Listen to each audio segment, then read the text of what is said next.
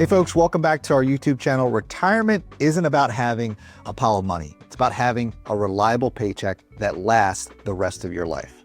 Think about it. You spent decades collecting a paycheck. Now you need to build one for yourself.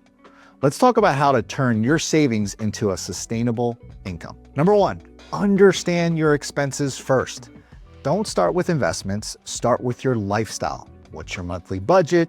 What's your need to have versus nice to have spending? Number two, build a withdrawal strategy using the bucket approach. Short-term cash, mid-term income investments, and long-term growth. This helps weather market swings without being panicked. Number three, account for Social Security and pensions. Know when and how to claim them. Delaying Social Security can increase your payout and reduce your reliance on portfolio withdrawals. Number four, minimize taxes on income.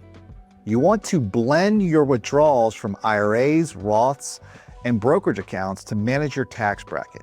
Keep in mind about the RMDs that start at age 73. Number five, revisit annually. Your plan should be dynamic.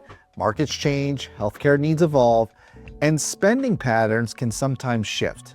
Do you want a retirement paycheck to be built on purpose and not panic? Subscribe and let's design an income stream you can actually count on. Take care.